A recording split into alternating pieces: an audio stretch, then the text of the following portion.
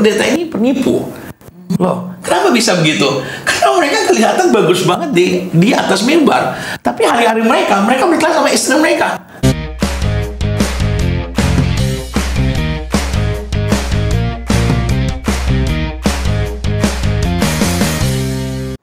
Selamat datang di Kingdom News Network. Saatnya suara asli bersinar. Bersama saya Pastor Rex Winarno dan saya Gina Deborah. Hari ini kita akan membahas sebuah segmen yang cukup menarik, bahkan sangat menarik untuk hamba-hamba Tuhan, bahkan mungkin seputaran yang sedang terjadi hangat. Kenapa hamba-hamba Tuhan pada hari-hari ini mungkin mereka dilihat seperti orang yang sangat-sangat kuat, tapi mereka dilihat begitu kuat, tetapi justru di dalam begitu banyak kerapuhan yang sedang terjadi. Dan sesungguhnya kekristenan pada hari-hari ini jauh dari kata berkat, banyak yang menjadi batu sandungan. Seperti itu kira-kira kehidupan seorang pendeta. Karena suami saya adalah pendeta, saya juga adalah pendeta. Nah, kali ini kami akan berbagi bersama bagaimana sih kehidupan seorang pendeta yang terkesan selalu dilihat orang, selalu dilihat di atas mimbar. Nah, hari-hari ini juga marak nih kisah begitu banyak pendeta yang memukul istrinya, pendeta yang akhirnya ternyata bisa jadi berkat di gereja tapi tidak di keluarga. Nah, ini membuat hati kami sangat-sangat rindu untuk menolong begitu banyak pendeta di luar sana yang saya percaya juga tidak semudah kata-kata untuk menjadi seorang pendeta ya. Jadi apapun yang kita pernah alami dari kisah kita berdua, kita bisa bagikan kepada siapapun Anda yang menonton video ini.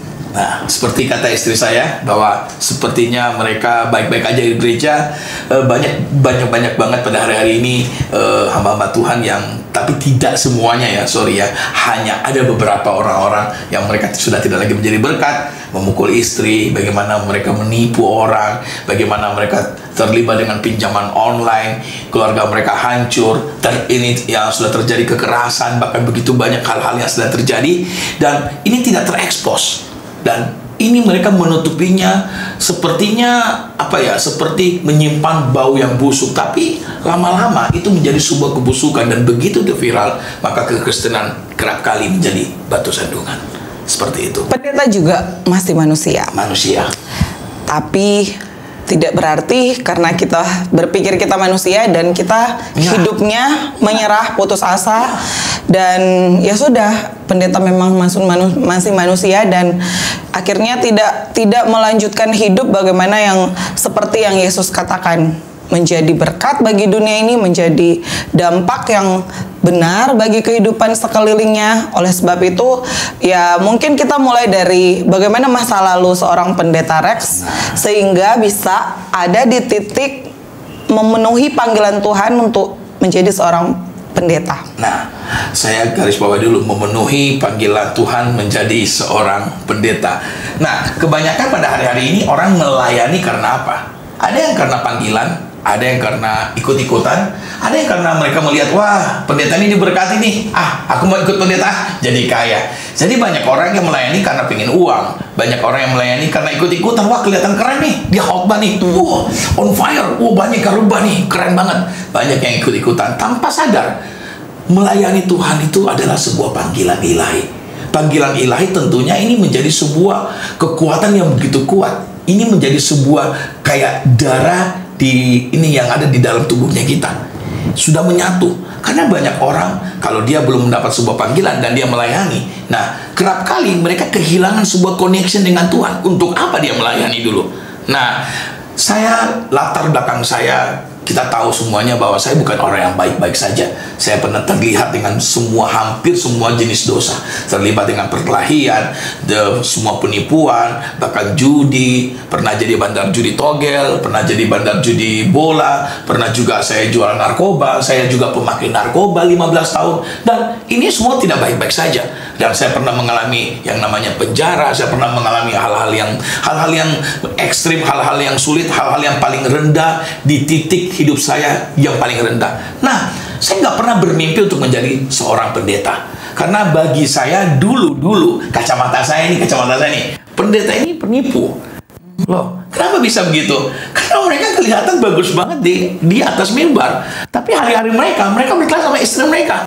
Ada pendeta yang di dekat-dekat rumah kita. Waduh, dia kalau khotbahnya bagus banget, mulia sekali, tapi suka nipu orang. Jadi saya bilang, ini pembohong nih. Nah, dulu saya paling nggak suka jadi pendeta. Sampai satu hari saya ketemu Tuhan tuh, bukan di tempat yang sakral, gereja yang harus kita nyembah. Aduh, Tuhan datang. Tidak. Tuhan ketemu saya di mana? Di tempat dulu tempat prostitusi, tempat yang klub-klub malam, tempat yang paling bejat lah mungkin. Dan saya ada di dalam tempat itu, dan saya dilawat Tuhan. Pulang dari diskotik itulah pertemuan saya dengan Tuhan.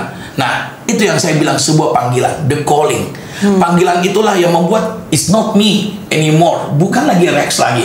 Kenapa? Tetapi Tuhan yang memanggil saya, berarti Tuhan yang berdaulat, bertanggung jawab. Dari sana saya membiarkan diri saya dipimpin oleh Tuhan. Nah, tunggu, maksudnya waktu itu di mabuk atau lagi saya perempuan atau mengecap minuman, baru mau check in, sorry sayang, akhirnya istri saya ngomong di depan istri saya nih, haleluya. Dan tiba-tiba Tuhan kasih sebuah hasrat, kalau kamu teruskan ini kamu mati. Kayak ada suara seperti itu. Pertemuan dengan Tuhan itu membuat saya takut. Nah, setelah saya pulang ke rumah, saya batal untuk sama wanita, saya batal minum, saya batal melakukan apapun. Saya pulang ke rumah. Saya masih ingat di Puri Indah, Jakarta. Dan waktu mau tidur, tiba-tiba waktu kami tidur, saya bangun jam 2 karena kelelahan. Saya minum air, dan itulah perjumpaan saya dengan Tuhan. Tiba-tiba saya dibawa ke satu tempat, dan saya bertemu dengan sebuah roh yang begitu terang mulia. Dan saya hanya bisa jatuh tersungkur. Saya nggak bisa melihat sosok itu karena begitu terangnya, begitu mulianya. Sampai saya membalikkan badan belakang, saya melihat sebuah layar. Dosa saya diputar ulang semua. Dosa apa yang pernah saya buat. Dan tiba-tiba saya hanya berteriak, Tuhan, kalau memang Kau Tuhan, berikan saya jalan kebenaran itu. Dan tiba-tiba yang turun adalah Alkitab. Disinilah saya bilang, the calling. Tuhan bilang apa? Ikutlah aku. Akulah jalan dan kebenaran dan hidup. The calling inilah yang memampukan saya untuk melangkah. Tentu tidak mudah, karena proses pemisahan daging nih, dari seorang bandar, dari orang yang suka hidup di dalam daging, dan itu prosesnya berat banget. Nah, kita nggak akan pernah mampu. Saya kerap kali memakai kekuatan saya untuk coba menjadi lebih baik, dan saya nggak mampu. Saya jatuh lagi merokok. Saya pakai kekuatan saya untuk berhenti onani, nggak bisa. Saya jatuh lagi onani. Saya pakai kekuatan saya untuk coba itu menjadi Rex versi saya, tapi tetap gagal. Saya pasti jatuh lagi. Sampai saya mengerti arti the calling, panggilan ilahi itu. Berarti kalau Dia yang memanggil saya, Dia yang akan bertanggung jawab mengambil alih hidup saya. Dari situlah saya mulai mengerti. Kerajaanmu datanglah. Waktu kerajaanmu datang, maka seluruh pemerintahannya harus berkuasa atas saya. Berarti bukan lagi bicara tentang Rex, bukan lagi bicara tentang cara berpikir Rex, tetapi cara berpikir Tuhan yang dimasukkan dalam Rex, cara feel-nya Tuhan, perasaannya Tuhan yang dimasukkan kepada saya. Sehingga tanpa sadar, bukan dengan kekuatan saya, tapi oleh kekuatannya, saya bisa menjadi jauh lebih baik hari ini. Oke, yaitu dosa di masa lalu, di masa lampau yang orang tahu bersama. Ketika menjadi seorang pendeta, apakah itu menjamin untuk seorang pendeta tidak jatuh dalam dosa? Waduh, makanya saya bilang, kalau pakai kekuatanmu, kita nggak mampu. Saya mengalami sebuah pertobatan itu bagi saya everyday, sayang. Everyday. Kenapa everyday? Karena Rex waktu nikah emangnya kita baik-baik saja? Nggak baik. Saya kasar, saya suka maki. Padahal khotbah di atas mimbar loh. Wah, harus sabar. Tapi istri saya suka maki. Kenapa? Karena sebuah kehidupan yang lama itu menjadi sebuah darah daging, sebuah habit, lifestyle. Kita melakukan menjadi sebuah culture yang kita lakukan terus-menerus. Makanya hamba Tuhan di atas mimbar belum tentu menjamin hidupnya kudus.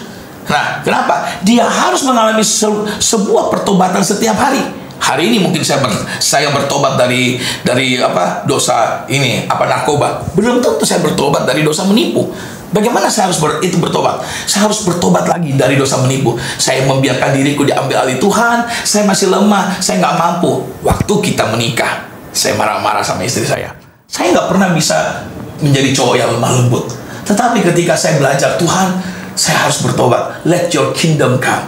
Tuhan ambil alih. Saya tidak mau menjadi Rex yang sama. Saya tidak mau menjadi Rex versi Rex. Saya mau menjadi Rex versi Tuhan. Di situ saya mulai berubah. Satu demi satu. Satu demi satu. Satu demi satu. Setiap tahun berubah. Setiap tahun berubah. Setiap tahun berubah. Belum sempurna. Tapi setiap hari saya mau berubah menjadi lebih baik. Supaya Rex versi Tuhan semakin dipermuliakan Tuhan yang di dalam Rex. Seperti itu. Cuman begini ya, yang ini menurut saya begitu banyak pendeta sekarang itu tidak pernah tahu bahwa dirinya itu sedang berdosa. Ada satu kayak kebiasaan menyembunyikan dosa. Terlihat di mimbar hebat, memberkati, dan sampai akhirnya ada satu momen, ada satu titik terbongkarlah semua dosa-dosa yang ada. Nah, itu menurut saya seperti apa dan bagaimana caranya seorang pendeta untuk tetap jujur di hadapan Tuhan dan di hadapan manusia. Orang sebelum mengerti arti the calling, dia akan sulit untuk melanjutkan perjalanan ke depan. Karena orang yang mengerti sebuah panggilan, dia akan mengerti identitas. Ini penting banget nih. Orang nggak ngerti identitas masalahnya. Dia hanya tahu saya melayani untuk sebuah popularitas mungkin, untuk uang, atau untuk apalah. Selagi orang tidak mengerti identitasnya apa, dia nggak akan pernah bisa menjadi lebih baik. Contoh, Tuhan bikin manusia dulu berkuasa, atau dia bikin dulu manusia serupa dan segambar dengan dia? Serupa dan segambar dulu, setuju? Setelah buat manusia serupa dan segambar, kenapa? Penting, supaya apa? Kata serupa dan segambar, selem dan demut. Berarti ini, aplikasi Tuhan dimasukkan, diinstal dulu ke dalam manusia. Supaya manusia sadar, dia ini berharga di mata Tuhan. Dia ini mulia di mata Tuhan. Karena dia mulia di mata Tuhan, maka apa yang terjadi? Dia akan berkuasa dengan cara yang baik. Makanya Tuhan bikin manusia serupa dan segambar, baru berkuasa. Hari ini orang mau berkuasa, tapi tidak punya keserupaan. Jadi kehilangan identitas. Dia tidak sadar bahwa dirinya berharga, makanya dia hidup cenderung dalam dosa. Kalau orang yang mengerti dirinya berharga, apa sih berharga? Seperti HP. Ketika kita tahu bahwa ini berharga, kita akan jaga. Berlian, kita akan jaga. Kalau kita sadari hidup kita berharga di mata Tuhan, kita akan menjaga hidup kita dengan baik. Kenapa? Karena kita sadar kita ini serupa, identitas kita adalah anak-anak Allah.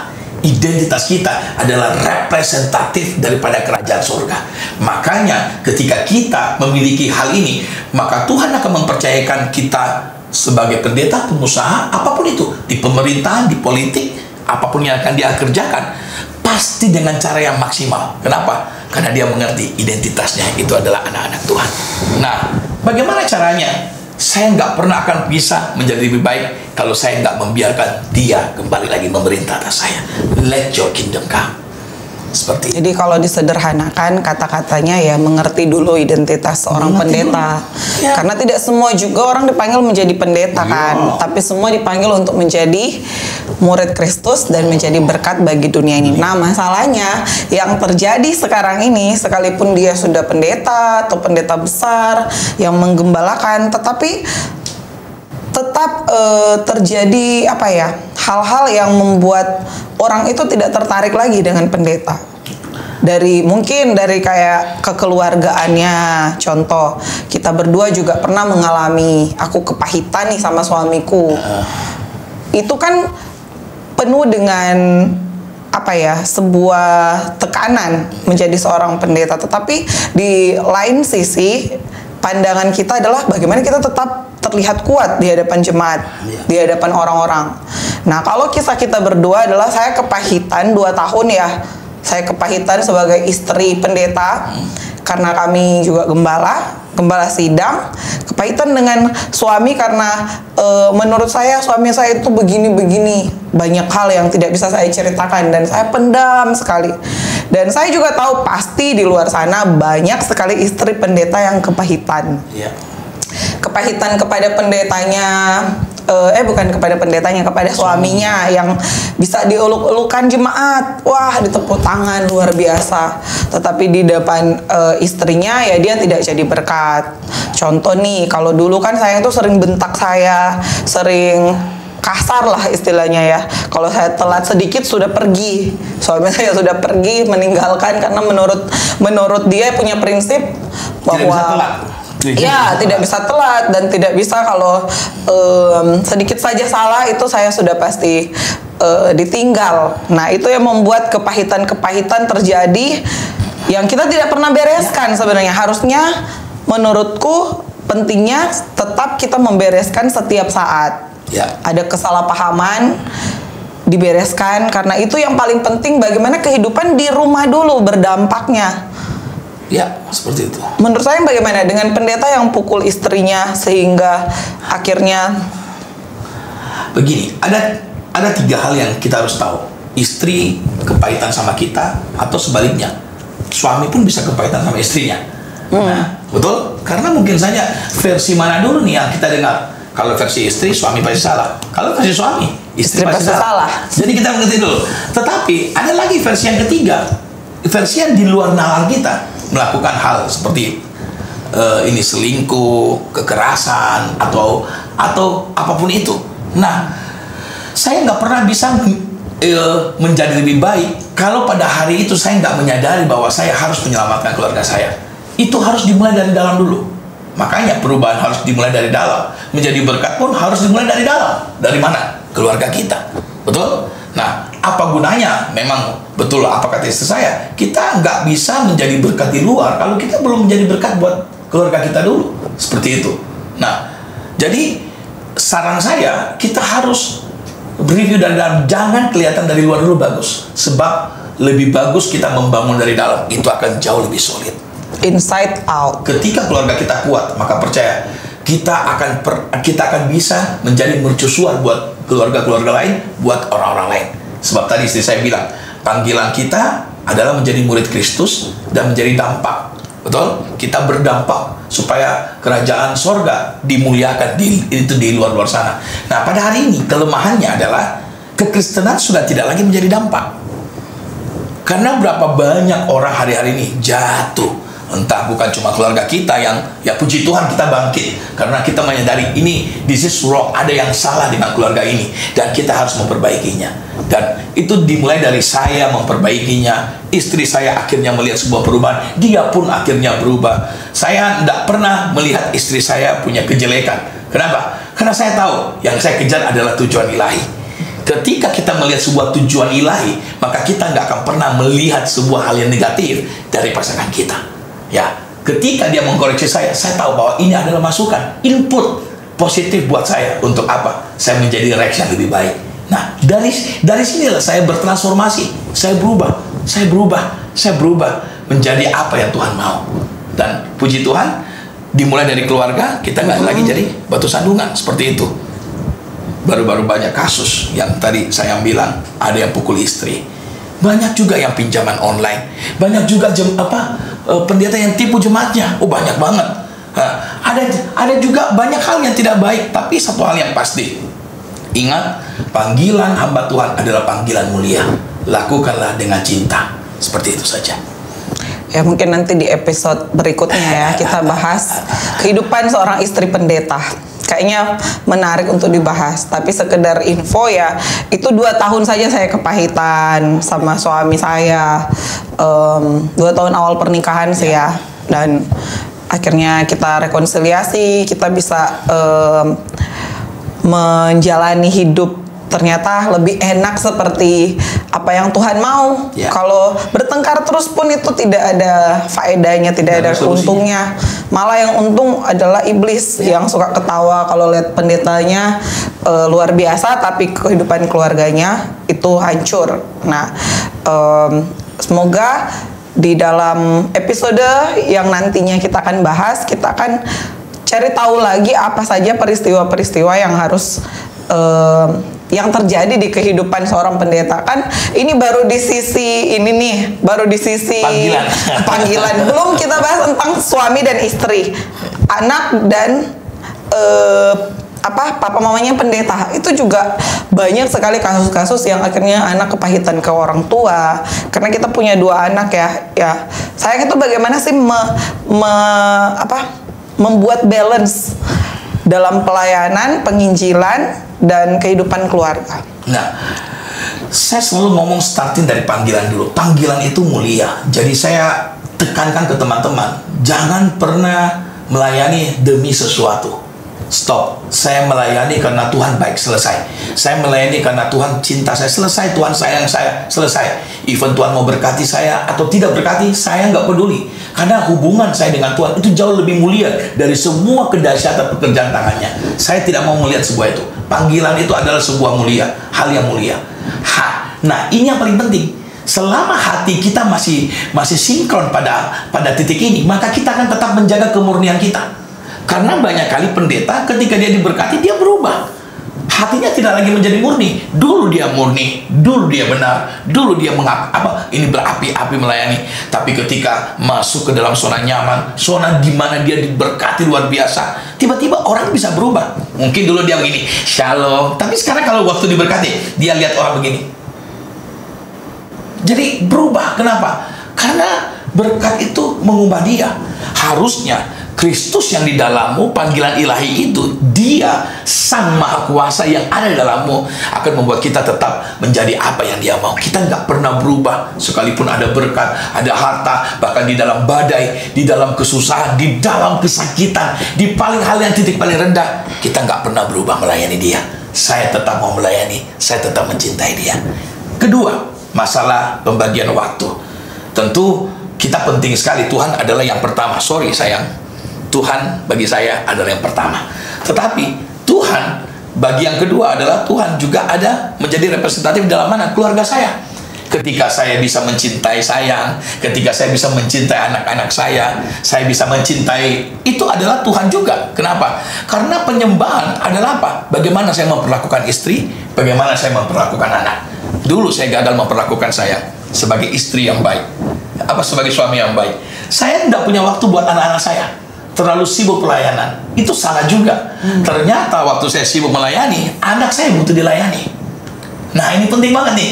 Istri. Oh iya, istri juga sayang, sayang. Jadi istri juga butuh untuk dilayani. Ini penting banget nih. Nah, waktu istri kita layani, maka percaya suasana surga hadir. Disinilah Tuhan hadir. Nah, ini pentingnya kita harus ngerti dulu. Jangan sampai kita jadi pendeta, sibuknya kerja, pelayanan terus. Tapi istri anak kita dilupakan. Dulu anak kita, Zack, dia bisa lebih mencintai guru lesnya daripada mencintai saya. Kenapa? Bapaknya terlalu sibuk di luar. Satu kali saya pulang, saya panggil, saya sini peluk papa. Dia lari ke guru les, Mister waktu itu. Dia lari, dia peluk, Mister. Aduh, hatiku sakit sekali. Papanya pulang, bukan peluk papa, tapi peluk gurunya. Oh Tuhan Yesus. Jadi tiba-tiba saya cek di CCTV. Ternyata Misternya lagi main sama saya. Ngiu. Waduh, tiba-tiba hati saya perih, saya nangis di atas. Tiba-tiba Roh Kudus ngomong begini, kamu bisa jadi ayah yang berhasil memberi makan hidup buat anakmu, tapi kamu gagal menjadi sahabat dan teman buat anakmu. Nah, ini dia. Pelayanan bukan sekedar saya mencukupi kebutuhan orang dengan firman. Pelayanan adalah waktu saya berhasil juga menjadi sahabat dan teman buat orang-orang di sekitar kita. Hari itu saya berubah, saya menangis. Akhirnya saya mulai bagi waktu dengan sayang, dengan anak-anak. Dan puji Tuhan, semua anak-anak semakin hari semakin mencintai saya. Dan ya puji Tuhan, terjadi sebuah revival dalam keluargaku. Ya, berarti sering berjalannya waktu, setiap pendeta yang pastinya memiliki keluarga juga harus tahu bagaimana mengatur waktu. Ya. Jadi ada juga yang sudah 1 bulan di luar, tidak ingat dia punya istri dan anak. Ya, bulan. Nah, itu harus back to basic. Apakah pelayanan yang sesungguhnya yang Tuhan mau adalah sibuk dalam pelayanan tapi meninggalkan keluarga? Itu kan bukan seperti itu. Ya, jadi seiring berjalannya waktu kita temukan juga formula demi formula, karena selain jadi gembala, saya juga adalah seorang penginjil yang pergi-pergi dan sangat-sangat penting untuk membuat jadwal. Oh, hari ini untuk anak, hari ini untuk pelayanan di gereja dan lain-lain. Jadi itu juga tips bagi pendeta-pendeta yang hari ini sedang bergumul, bagaimana saya tetap jadi berkat bagi anak saya supaya dia tidak lebih condong mengasihi dunia ini dan tidak mengasihi keluarganya. Seperti itu. Oke, kita akhiri dulu sampai di sini. Mungkin nanti kita akan buat segmen-segmen berikutnya di dalam kependetaan hamba-hamba Tuhan, hari-hari yang akan kita hadapi sama-sama yang terjadi sekarang ini, dan tentunya akan menjadi berkat kalian semua. Mungkin the last question. Oke. Pendeta yang mencabuli banyak anak. Bagaimana tanggapannya? Saya bingung juga ya, apakah mereka dinamakan pendeta. Sebenarnya kata pertobatan ini penting banget. Repent itu sebenarnya tidak terjadi ke semua orang, bahkan ke banyak hamba-hamba Tuhan. Repenting itu bicara apa? Tergantinya sistem pemerintahan yang lama dengan sebuah sistem pemerintahan yang baru. Harusnya kalau orang-orang bertobat, dosa itu kehilangan sengatnya, kekuatannya. Terjadi pergantian pemerintahan, berarti pemerintahan Allah yang memerintah dalam hati pikiran kita. Harusnya pada saat itu terjadi, dosa kehilangan kekuatannya. Yang paling aneh, mereka melayani, tapi mereka mencabuli anak-anak. Saya bingung juga, ini apakah dia padahal sudah kepenuhan roh? Saya bingung. Orang yang kepenuhan Roh Kudus harusnya buah kehidupannya menjadi buah yang dahsyat. Makanya tidak jaminan orang basah roh sekarang. Lebih jaminan orang punya buah roh dalam kehidupan. Tidak jaminan lagi orang khotbah di atas mimbar apakah dia sudah bertobat? Belum tentu. Karena kenapa? Mereka belum masuk dalam kategori pertobatan. Harusnya orang yang bertobat, terjadinya sistem pergantian permintaan, maka seharusnya hidupmu dipenuhi dengan urapan kuasa Allah, maka kehilangan dosa, kehilangan kekuatan sengat untuk boleh masuk dalam pikiran kita. Karena begitu, apakah saya kebal dari dosa? Tidak ada manusia kebal dari dosa. Ketika ada perempuan lewat cantik, badannya seksi, wah menarik banget, menarik nih. Tetapi ketika saya membiarkan langsung lebih attentionnya, saya dipikat oleh dosa. Orang yang dipikat oleh dosa, maka disitulah pergumulannya. Kita akan dihancurkan ketika kita tidak punya pertahanan. Terjadinya pergantian sistem pemerintahan bukan berarti saya tidak lagi berdoa. Tidak, saya harus membangun hidup saya di dalam yang namanya firman. Firman itulah yang membuat apa? Filter ketika ada perempuan lewat. Wah, tiba-tiba saya lihat, wah, sudah cukup, ternyata istri saya lebih dari cukup, puji Tuhan, seperti itu saja. Dan itu yang membuat apa? Membuat kita bisa bertahan. Dosa kehilangan kekuatan bukan karena kita yang namanya terlalu kuat, tidak, tapi kita tidak membiarkan dia untuk mengambil alih karena filter kebenaran ada dalam hidup kita. Berarti pendeta juga masih manusia. Iya. Tapi pendeta juga perlu belajar dan upgrade diri untuk menjadi lebih baik. Kita bukan menggurui karena sampai hari ini kita masih belajar, berjuang dan menyemangati juga para pendeta di luar sana. Karena ada begitu banyak pendeta sekarang lagi sedang tidak baik-baik saja loh. Iya. Beberapa waktu yang lalu kita dengar ada 2 pendeta bunuh diri di luar negeri, dan itu sangat-sangat menyakitkan bagi saya secara pribadi mendengar itu. Bahkan hari-hari ini kita lihat pendeta jatuh di dalam dosa, mencabuli banyak anak, memukuli istri, hal-hal seperti itu yang membuat kita berdoa, wah, kita harus speak up sesuatu. Kita harus menolong juga begitu banyak pendeta yang hari-hari ini sedang berada mungkin butuh bantuan, tetapi mereka tidak tahu bagaimana caranya meminta tolong. Biarkan podcast ini ada untuk saling menyemangati, saling menguatkan lewat pesan-pesan yang sekiranya Anda butuh untuk kita layani lebih lagi. Boleh komen di bawah ini, di link di bawah ini, atau nanti bisa lebih lagi Anda hubungi kami lewat YouTube yang ada untuk kami bisa melayani Anda lebih lagi bagaimana seorang pendeta yang berjuang. Mari berjuang bersama-sama. Tips terakhir apa dari saya? Satu kata saja untuk para pendeta. Biarkan kerajaan Allah memerintah atas hidupmu. Kalau dari saya, don't give up. Itu saja podcast kali ini. Sampai ketemu di podcast kita selanjutnya dengan episode yang lebih-lebih menarik. Pastinya kita akan membahas sangat banyak kehidupan seorang pendeta, kehidupan seorang suami, kehidupan seorang istri, dan kita sama-sama membangun kerajaan Allah lewat podcast yang ada di Kingdom News Network. God bless you.